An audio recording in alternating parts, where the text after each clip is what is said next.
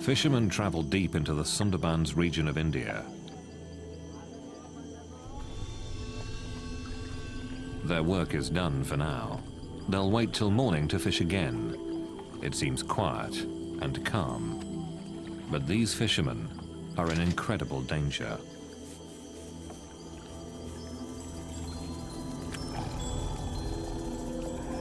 From the forest, they're being stalked by the deadliest tiger in the world. A tiger that can strike from land or water and kill in an instant.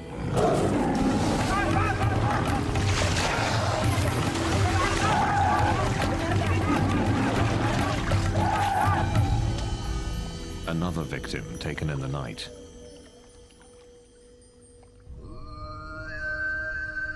The tigers live here in the Sundarbans, gnarled fingers of thick mangrove swamp that stretch out into the Bay of Bengal.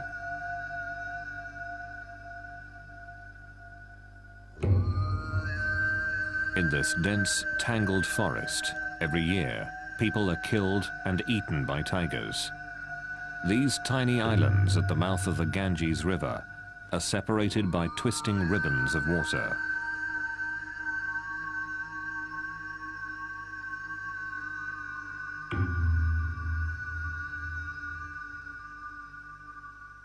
The isolated clumps of mud and forest make up the Sundarbans Tiger Reserve.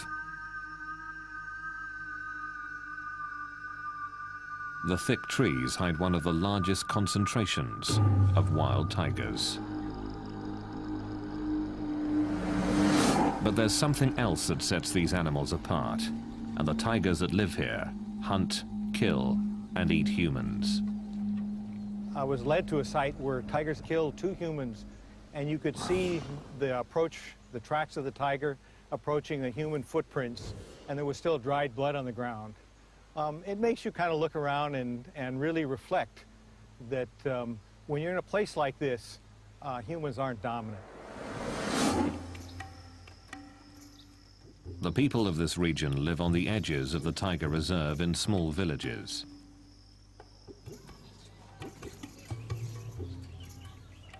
The menace that lurks in the forest surrounds them.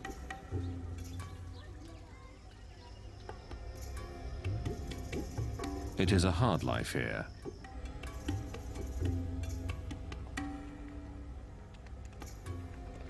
Most make their living by fishing or collecting honey. The best fishing and the richest stores of honey are found deep in tiger territory. Normally, this area is closed to visitors, but authorities do give villagers permission to enter to make a living.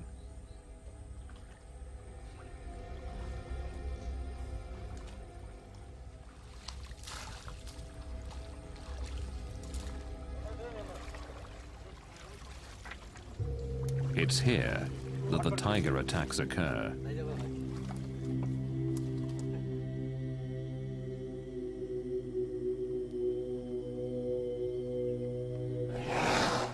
No one knows how many people have been killed by tigers.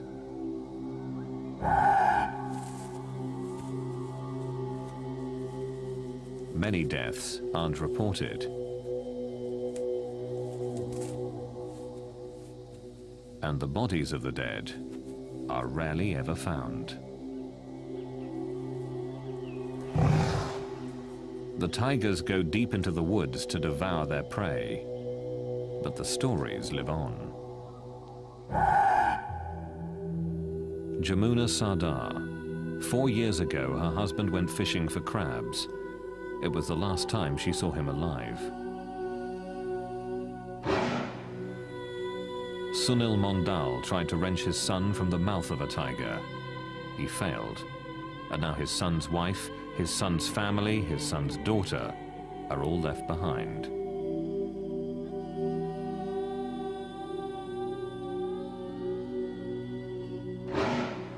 Surat Sadar. His father was killed while fishing, pulled from his boat by a tiger. The threat of violent death hasn't stopped daily life from continuing throughout the Sundarbans.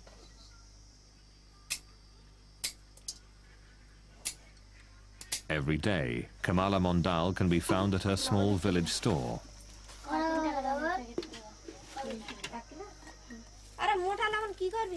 Mondal's husband was killed by a tiger while he was fishing for crabs.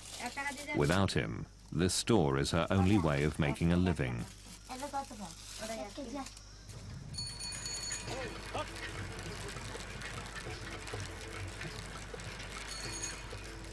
Sudeshna Day is a doctor who works in many of these villages.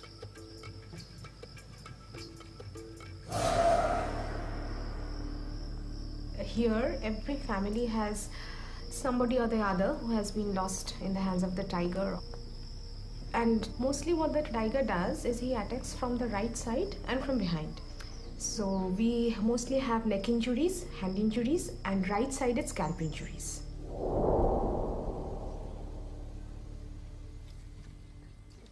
It is very rare to survive a tiger attack. Ashit Mondal is one of the few who have.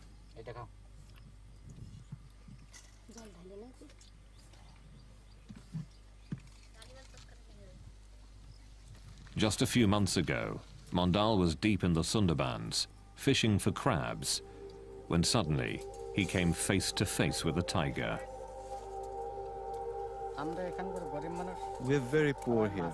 We fish for our livelihood. One day, I was standing on the boat, pulling in a net,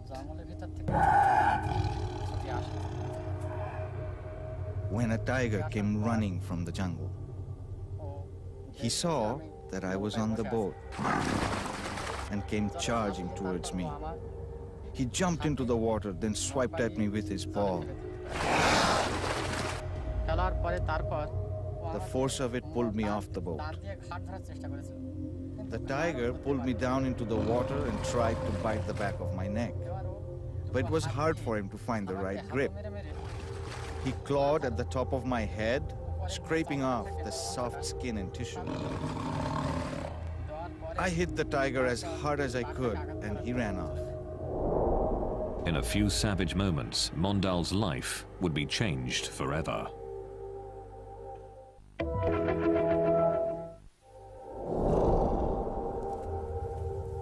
A tiger's enormous forepaws can shatter bones. Its teeth can pierce a skull in a single bite. My ear was almost torn off. This was all cut, and the skin was just hanging from my face. It was ripped all the way up to here and over to my ear. My neck was bleeding badly too. The tiger also did a lot of damage to my arm and the back. This whole part of my head was gone. It's not healed yet. It's still an open wound. Mondal's survival makes his story unusual. But the fact that he was attacked in the first place makes him just another in the long line of victims. And I've often seen tigers in the wild, followed them on the road, and really haven't had a fear. But I'd have to say that if I met a tiger in the Sundarbans, I think I'd be worried. What has made the tigers of the Sundarbans so bold? What has turned them into man-eaters?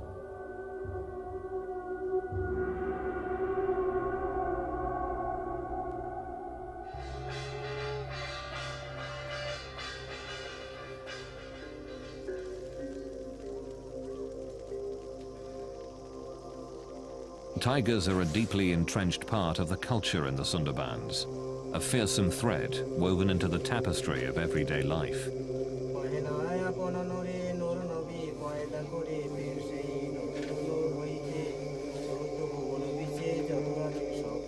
People who live here believe a constellation of supernatural forces guides and shapes their lives.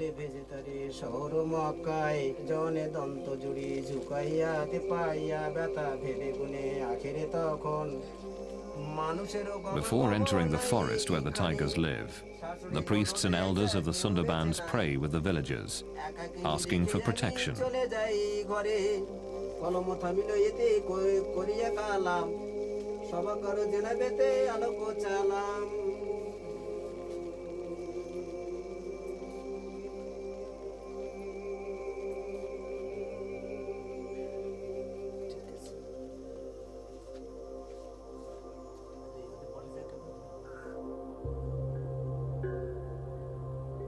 It is said, without the god's blessing, a tiger attack is virtually assured.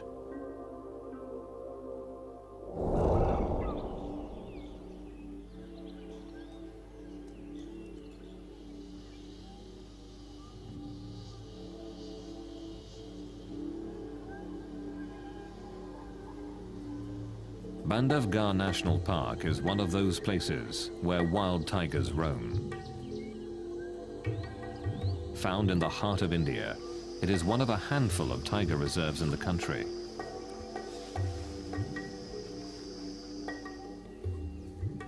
It has a rich history. In Indian legend, this fort, which dominates the park, was a gift from the great Lord Rama himself.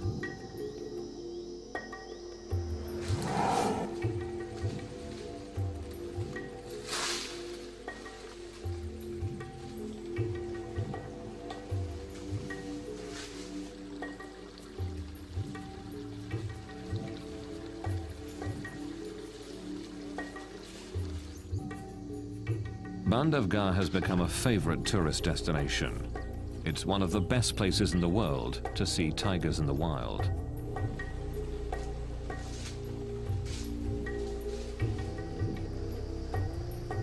These are Royal Bengal tigers, the same type of tiger that lives in the Sundarbans.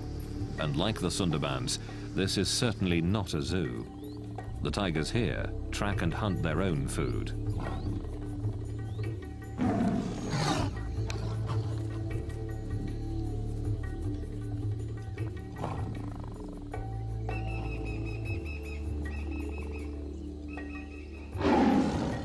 But even with all the people nearby, there's no serious concern of tiger attack. Since the park was established in 1968, no one here has been killed by a tiger. During the same time in the Sundarbans, over 1,000 people have been hunted down.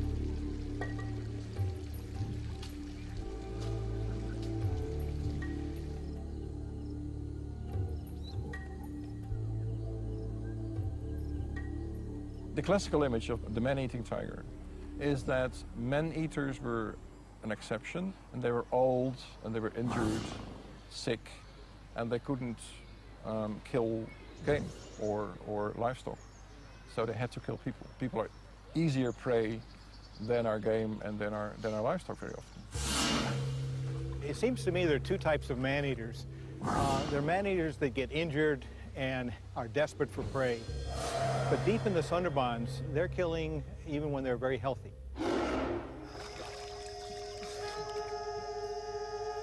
Living in the shadow of the man-eating tigers is part of daily life in the Sundarbans.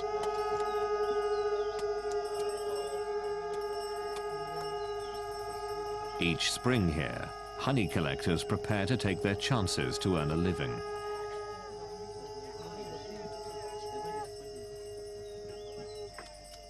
The danger of entering the forest makes this a solemn occasion.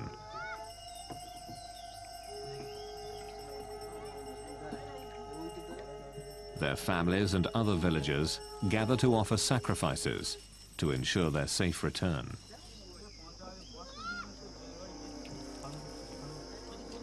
But even with the permission of the park rangers and the blessing of the local priests, men from these villages enter the forest, never to return.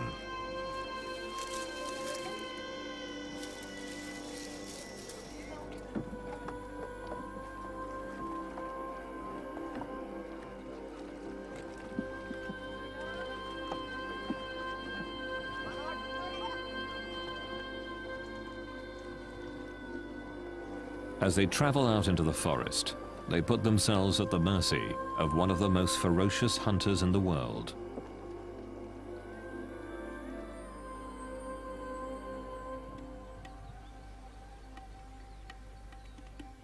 The murky waters, muddy banks and thick swamps of the Sundarbans make it almost impossible to see the tigers here.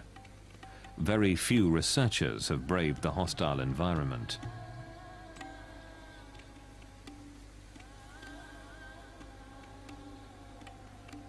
Very little is really known about the Sundarbans tigers.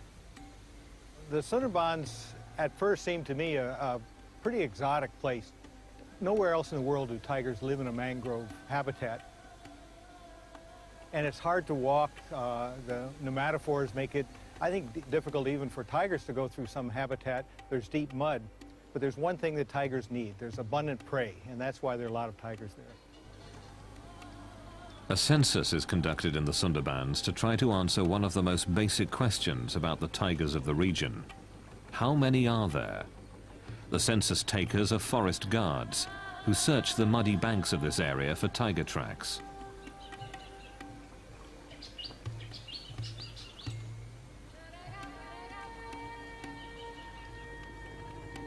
The nature of this region forces the tigers to swim from island to island, looking for prey. While all tigers are comfortable in the water, the tigers in the Sundarbans have become especially adept here.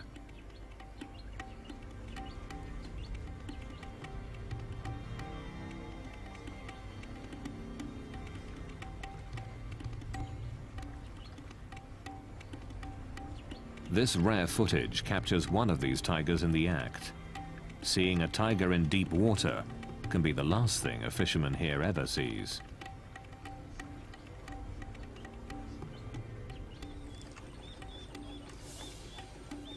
The tiger is tracked to where it left the river, but seconds after leaving the water, it has dissolved into the forest.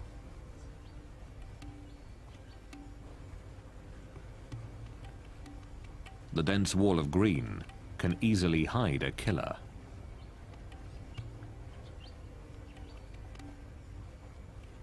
It is extremely dangerous to get off the boat. A census taker offers a small prayer for safety. Field Director Pradeep VS says they take other precautions as well. Apart from the firearms, the 2 or 3 devices which has been devised for Sundarban conditions, one is the tiger guard. This is protective steel body structure, and this also uses the bulletproof sheet, which has spikes on the back, because any tiger which attacks a prey or human being, it attacks mainly from back and on the neck. So this takes care of this particular problem. Beside this, we also use the face mask, because most of the time it has been seen that the tiger attacks when you are most unaware of its presence. So a number of times you can try to attempt the tiger food, that you are watching the tiger from the back. Sometimes, the census takers don't have to travel far to find fresh tiger prints. These marks have been discovered just a few meters from a ranger station, which is protected by a high fence. A tiger has been here within the hour.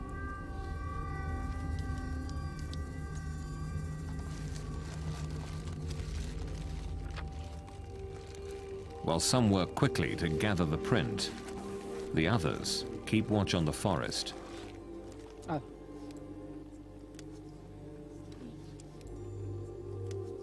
In the year 1995, one of our staff, Prabhas, was actually killed by tiger, and this was a very serious accident, and the whole census operation was stopped because of this. Each tiger's paw print is unique, as individual as human fingerprints. By comparing this imprint to other casts, they can learn if this is a new animal or not. In this way, a rough census of the tiger population is gathered.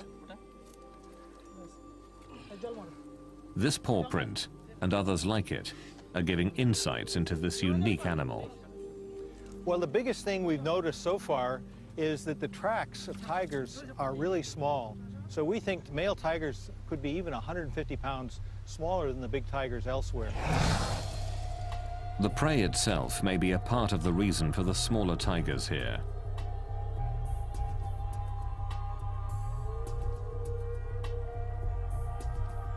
The largest animals tigers eat in the Sundarbans are about a quarter of the size of tiger prey available in the rest of India.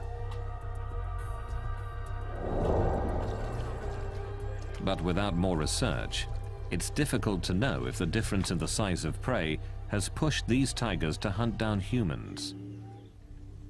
The honey collectors are now deep within the forest, in tiger territory. With the blessing of the tiger god, the collectors search for beehives.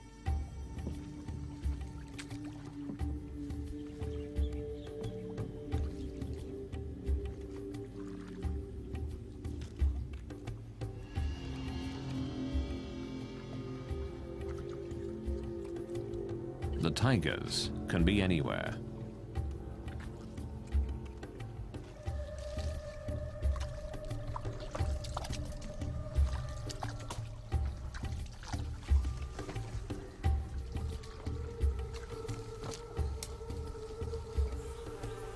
But the reward is worth the risk. This is what the honey collectors have searched for: hives dripping with bees and honey.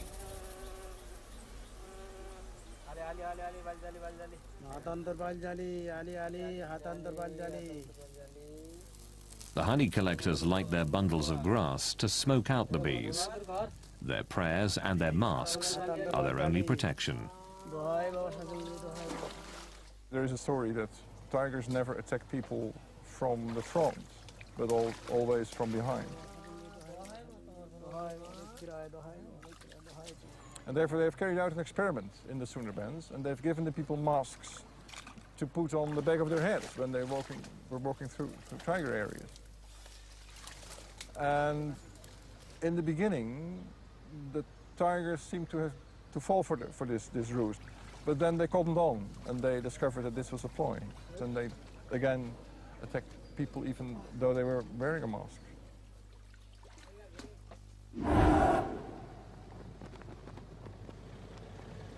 There is one part of the Sundarbans that has been closed off to people. It's known as the core zone.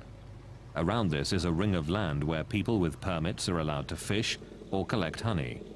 But the core zone is strictly off limits to everyone but government personnel. Field Director Pradeep Vyas and his wardens patrol the area to keep people out. Tiger attacks are certainly more in core zone because tigers are not used to the presence of human beings. They come in contact with people very less as compared to the tigers in the fringe zone. Recently, a group of locals snuck into the core zone. They had no permits, no permission. A single tiger attacked and killed 3 men.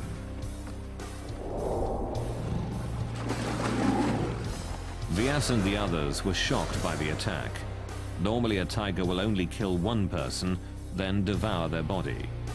Vyas believes the attack shows how little we know about these ferocious animals.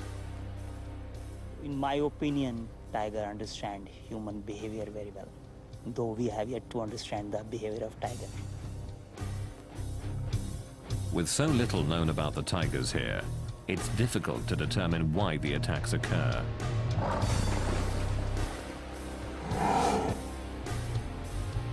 Perhaps the very nature of this place can explain why the tigers in the Sundarbans are the last in the world to hunt humans.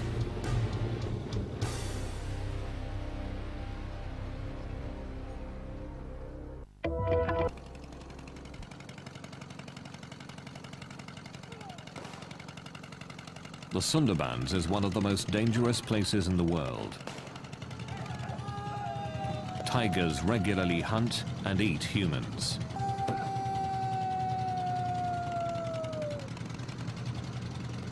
In this remote part of East India, park rangers take unusual measures, hoping to keep tigers away from the villages, hoping to keep predator and human prey apart.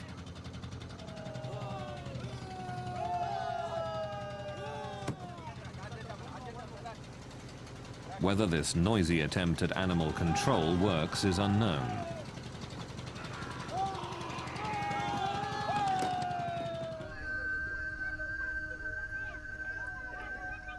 This extreme effort to keep tigers away from the villages of the Sundarbans is not duplicated in other tiger reserves in India. Here at Bandhavgarh National Park, villagers ring the tiger reserve, just as they do in the Sundarbans. But no one can remember the last time someone was killed by a tiger.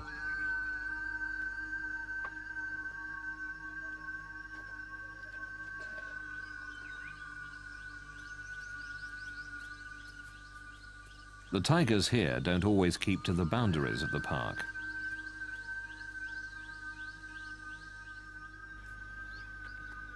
They regularly enter this village in search of prey, but strangely, have never attacked people.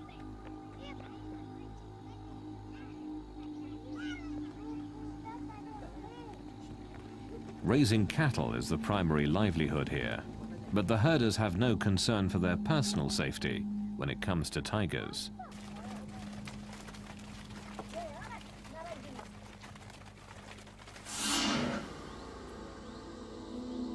This tiger, B2, is the best-known cattle killer in Bandhavgarh. He leaves the park frequently in search of easy prey, but even though he often travels near the villages and comes very close to people, he has never attacked anyone.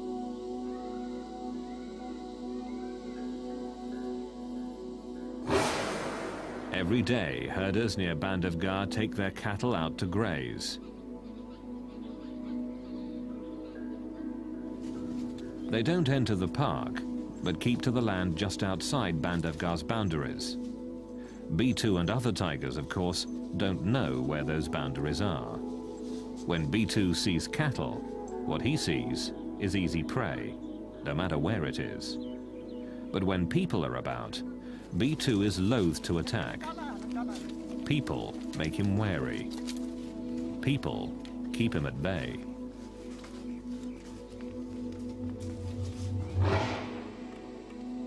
B2's most legendary hunt took him far outside the park. There he killed a large cow and dragged it back towards his territory.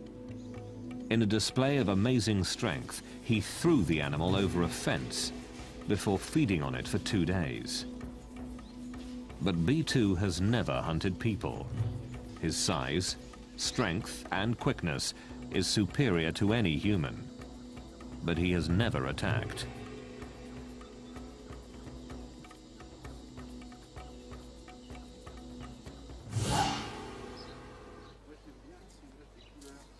Claude Hadencourt went to India to see tigers firsthand. What he saw almost cost him his life. The tiger attacked the car while we were stopped. Arrêté. We were listening to the barks of the deer that announced the presence of the tiger. Everyone was listening carefully, and when we turned around, we saw the tiger on the road, about 200 meters from us. Effectivement, on l'a vu.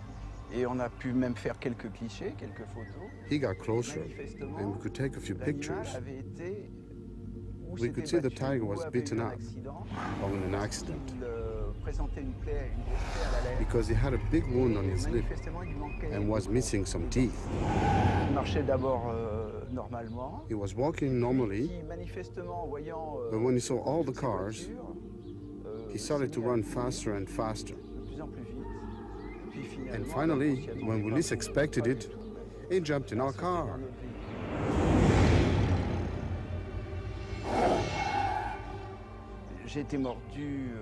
I was bitten on the arm and on the hand. And why the hand? When the tiger leaped on me, I fell back. And I instinctively protected myself with my arm on my head. It was a terrifying attack, but a once-in-a-lifetime event. In the Sundarbans, though, the tigers hunt and kill humans regularly. We are in the jungle, fishing, and we are looking for firewood to cook with. In the forest, I saw a tiger lying down. Then it suddenly jumped on my brother. The tiger ran off with my brother in his mouth. I followed him with my axe. And as I ran, I thought, what will I say to my mother or my brother's wife if I go back home without him? I decided to kill the tiger and bring back my brother. I kept running and was able to hit the tiger with my axe. The tiger dropped my brother and ran away. I picked up my brother and tried to bandage his head. I screamed for help, but nobody came. I carried my brother toward the shore, and as I walked, he died.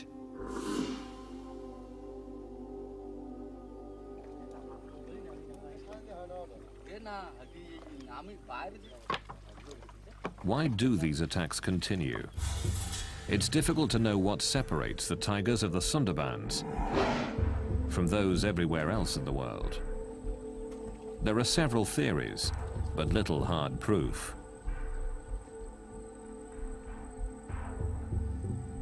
Some believe the water itself is to blame.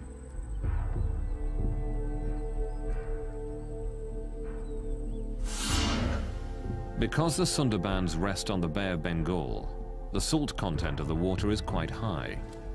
Typically, tigers live inland and drink from freshwater lakes or streams. Here, tigers drink the salt water, and some believe that a constant diet of salt water has injured the tigers, putting them in constant discomfort. This pain, it's thought, has made them more aggressive.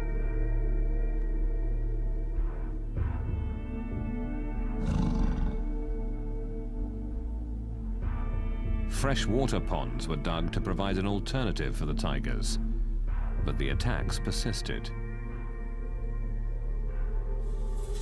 While an intriguing notion, there has never been proof that the high salt content is behind the attacks on people. Another theory is also tightly bound to the waters here. Understanding the tides is crucial to fishing in the Sundarbans.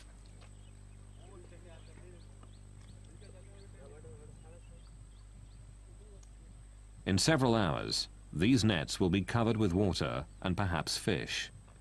The regular movement of the tides shapes the behavior of the fishermen.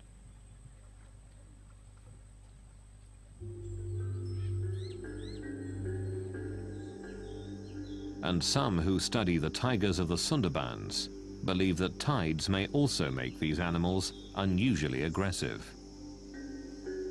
Another thing that's really difficult in the Sundarbans, and it's a problem for tigers, in that most of the area floods tidally twice a day, and then in the neap tides, the really high tides, almost all of the Sundarbans is flooded. And we really wonder where tigers den. They may have a problem finding a dry spot to den.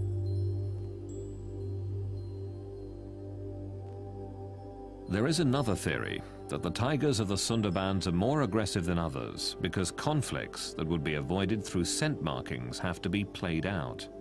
When the area floods, scent markings that define tiger territory are washed away. Aggression then becomes the only way to defend the territory.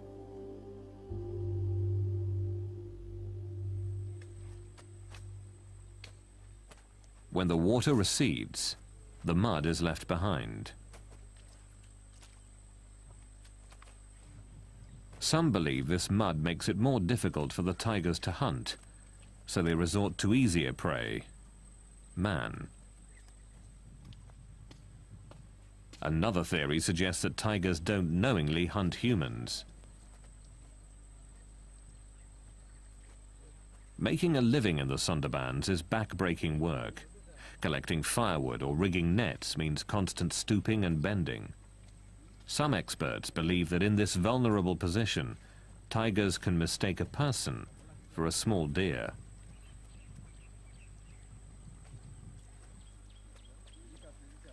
Once a tiger has mistakenly killed a human in this fashion, it is believed that the animal develops a taste for people and is more likely to kill again.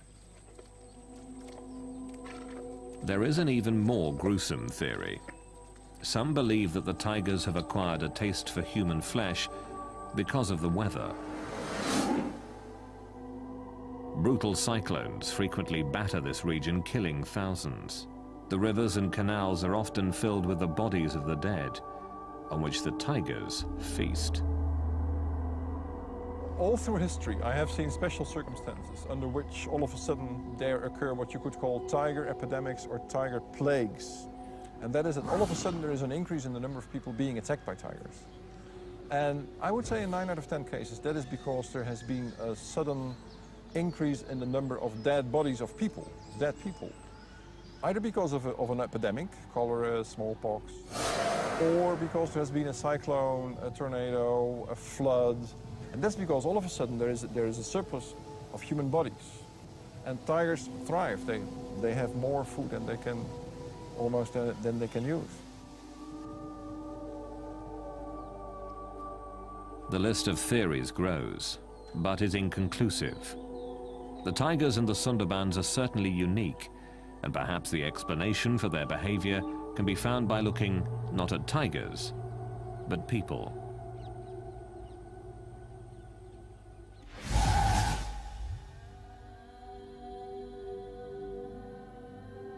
Through the late 1800s and early 1900s, tigers were hunted down ruthlessly throughout much of India.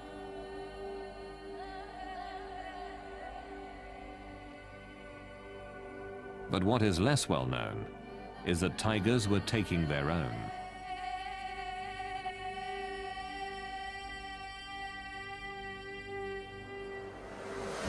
Nowadays, tiger attacks are rare. But if you go back even a century, or even less, 70 years, tiger attacks were quite normal. I've seen several records, both in India and Indonesia, of the tiger threat becoming so severe, so large, that people just abandoned their villages, that just went away.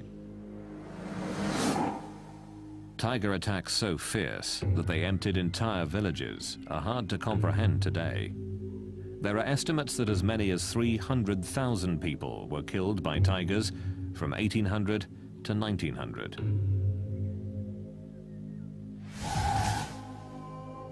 The answer was obvious. Fewer tigers would mean fewer tiger attacks. Open season was declared on tigers.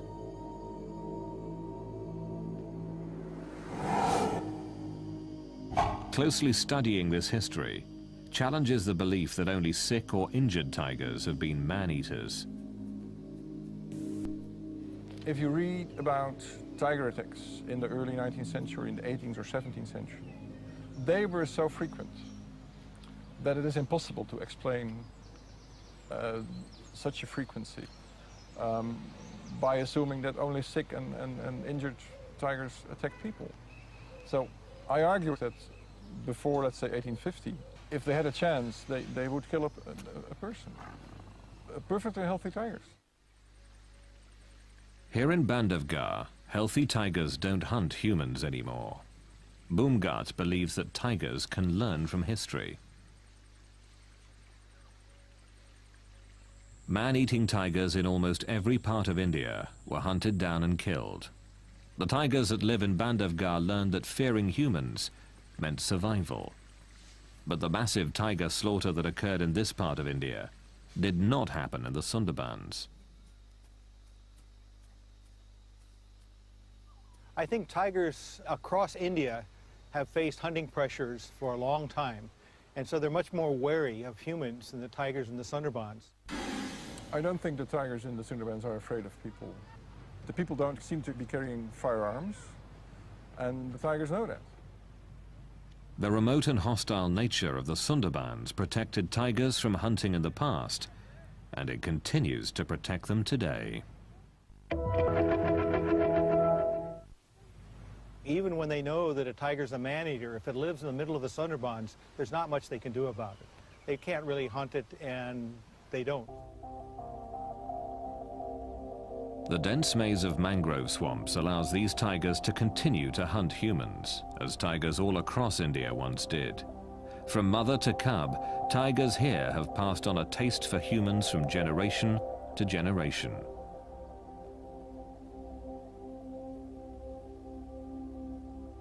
The biggest difference is that tigers may teach their young to be man-eaters, and so that's why there's so many man-eaters in the Sundarbans.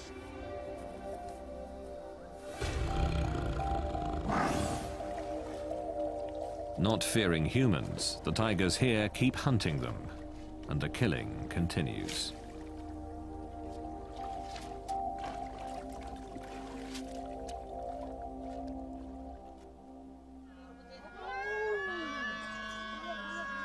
A young child is lost in the forest, at the mercy of the deadly tigers of the Sundarbans. This play tells the story of daily life in this hostile land, of the very real danger that lurks in the wild, beyond the villages.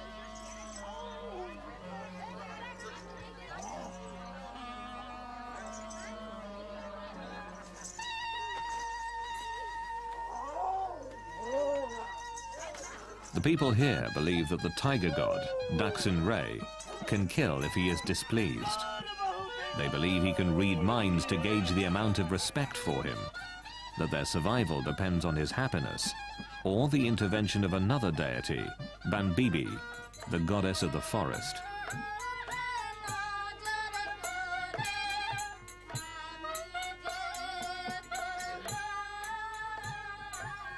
It is a constant balance between life and death.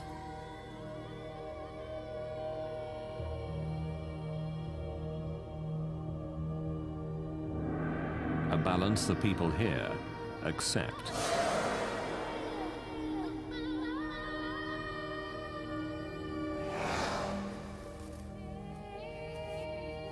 They realize that while the tigers make the forest dangerous, that very danger protects the forest and their livelihood.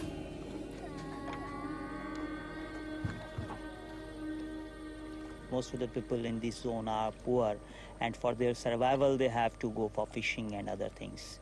But they also admit that tigers' presence in this forest is essential for their own survival, because of these tigers, these mangrove forests are surviving.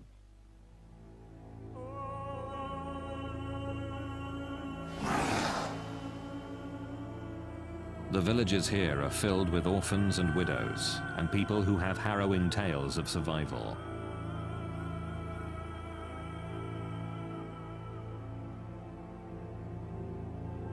It is the reality of life in the Sundarbans.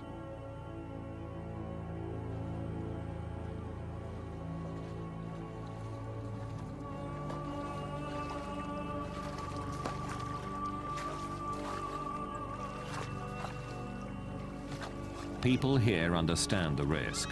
They understand that in the Sundarbans, humans are not the most dominant animal. That if a tiger decides to kill, it can and will.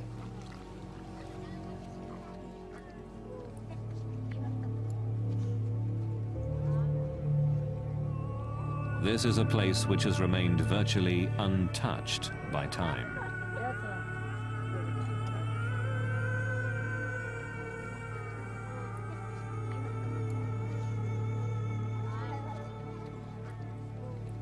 A place where tigers don't live in fear of people.